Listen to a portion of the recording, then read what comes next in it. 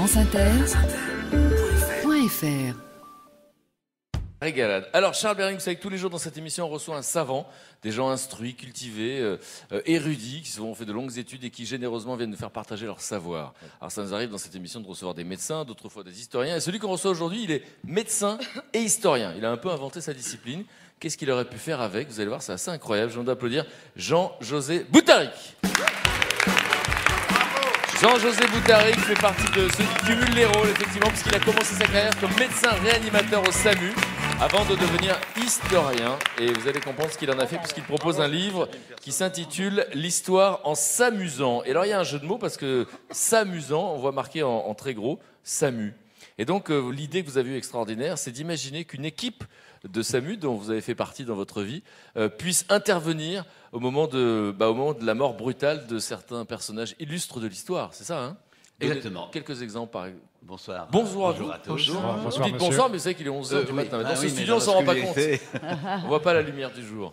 Alors donc, juste un petit exemple de personnage. On va développer tout à l'heure, mais de personnages et la situation que vous avez imaginée, en fait. Parce que vous avez une sorte de double casquette qui vous permet d'avoir ces deux points de vue. L'historien et le médecin. Donc, absolument, oui. J'ai commencé par être médecin quand même. Okay. Réanimateur et ensuite historien. Voilà, mais pour que tout le monde comprenne le concept, j'ai envie de dire, de votre livre, c'est d'imaginer que vous arriviez au chevet d'Aristote, par exemple. C'est ça? Oui. On commence par un des derniers, parce qu'effectivement, Aristote, on a très peu de documents historiques le concernant. Et comme dans ma série, il y avait beaucoup de coups de poignard, beaucoup de coups de pistolet, enfin, j'ai pensé qu'il fallait quand même, vu les interventions habituelles du SAMU, mettre quelques petites noyades, éventuellement. J'ai pas trouvé d'électrocution, parce que dans l'Antiquité, c'était difficile. Alors, j'ai donc cherché un noyé célèbre, et j'ai trouvé Aristote. On ne sait pas très bien comment il est mort en réalité, mais enfin, il me fallait un noyé. Donc, j'ai mis Aristote. Ah, lui, vous avez inventé sa mort, alors que tous les autres, c'est vrai. Ah, mais Aristote, on ne sait pas. Il avait peut-être un problème à l'estomac, mais enfin, il y a très peu de textes. Enfin, certains ont raconté qu'il s'était noyé en se baignant dans le canal, vous savez, qui sépare l'île de Bé de la Grèce, et un canal qui a un courant régulier, etc. Parce qu'il s'était quand même posé la question de savoir pourquoi ce courant.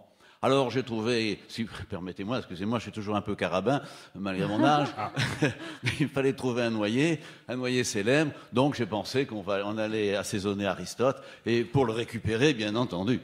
Voilà, mais pour qu'on comprenne bien, là, effectivement, j'ai pris un mauvais exemple qui brouille un peu les pistes, parce que dans les autres cas, par exemple, Henri IV qui est poignardé, eh ben, on imagine que le SAMU arrive et qu'est-ce qui se serait passé? Alors, qu'est-ce qui se serait passé? Alors, on va en parler dans un instant. C'est bien. Il c'est serait super. toujours roi de France. Mais j'adore. Elle est captivée comme les millions de gens qui nous écoutent. Qu'est-ce qui s'est passé? On va en parler dans un instant. Mais auparavant, je voudrais donner la parole à un bienfaiteur de l'humanité. Oui, parce qu'à chaque fois qu'il fait un sketch, un enfant naît sur Terre. Mesdames, Messieurs, c'est Thomas VDB. Bravo! Bravo! Tu m'étonnes, bravo.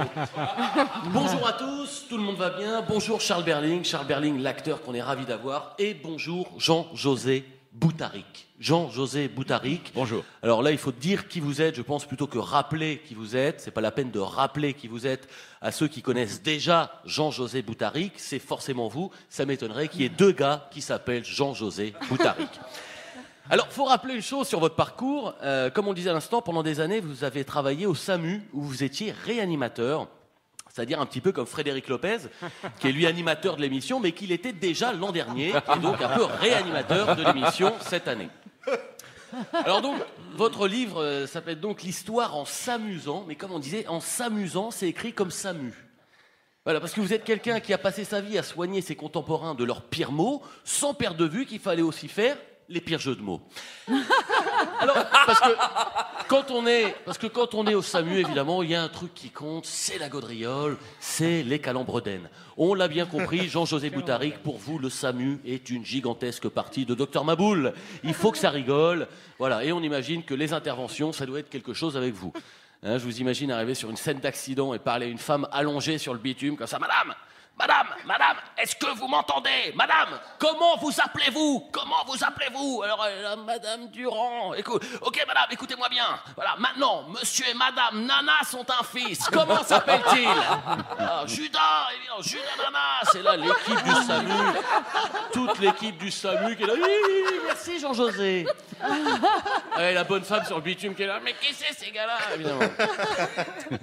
Et donc, dans le livre, comme on le disait, Jean-José, vous imaginez comment, avec une équipe du SAMU, vous auriez pu sauver une quinzaine de personnages historiques célèbres de leur mort.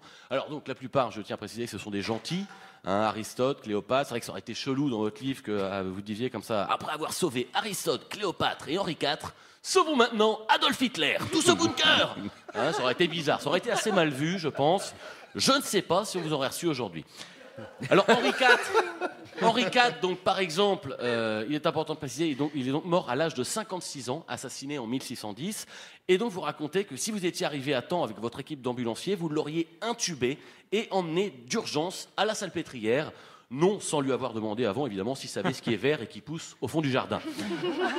Alors donc, on lui aurait fait une ablation partielle du lobe du poumon atteint et il aurait été sauvé. Et Henri IV, messieurs, dames, ne serait pas mort en 1610. Non. En fait, il serait mort en 1623. Hein, il serait descendu un matin de son carrosse et aurait été terrassé par un arrêt cardiaque, comme ça. Mais non!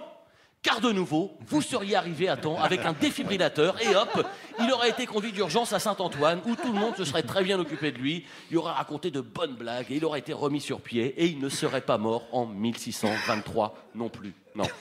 En fait, il serait mort en 1654 d'une leucémie à l'âge de 101 ans. Mais non de nouveau, car vous seriez revenu avec un système de rayons et de chimio qui aurait permis de le maintenir en vie, et ça pendant des années et des années. Et aujourd'hui, il serait encore en vie. Hein, voilà, Henri IV serait encore roi de France aujourd'hui. Alors d'accord, il aurait 460 ans, mais il ne sortirait peut-être de tout ce merdier. Hein, voilà, il n'y aura eu ni Louis XVI, ni De Gaulle, ni Sarkozy, ni Hollande, il n'y aura eu que Henri IV. Voilà, tout simplement. Notez que ça aurait été plus simple pour les lycéens. Premier empereur, Henri IV. Bien. Président de la Ve République, Henri IV. Bien. Libérateur de Paris, Henri IV. Ouais. Bon, celle-là est facile. Époux de Carla Bruni, Henri IV. Facile. Mais pour ça, évidemment, il aurait fallu que vous passiez votre temps à faire avec lui ce que Frédéric Lopez fait donc avec cette émission depuis le début, la réanimer. Bravo, Thomas VDB. Bravo. Je ne soupçonnais pas, en écrivant le SAMU, qu'il y aurait des commentaires aussi spirituels. Merci. Non, mais c'est vrai que vous êtes érudit, on l'a dit, mais vous n'êtes pas spécialiste de jeux de mots. Pas vraiment, non. Hein, vous assumez. Voilà, j'assume. Non, mais je trouve ça tout à fait remarquable. Sauf que pour Henri IV, vous savez que le docteur Philippe Charlier, je crois qu'il est venu chez vous, a authentifié la tête d'Henri IV qui a été retrouvée il n'y a pas longtemps.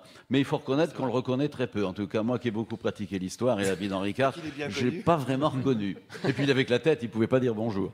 Alors, est-ce que, dans ce qu'a raconté mon camarade, c'est une extrapolation, bien sûr, mais enfin, c'est quand même des marques comme ça. L'idée de votre livre, c'est vraiment cette idée de cette équipe qui arrive et qui va donc sauver des personnages illustres. Alors, qu'est-ce qui vous a le plus excité quand vous avez écrit cette histoire? On va commencer par lequel, finalement?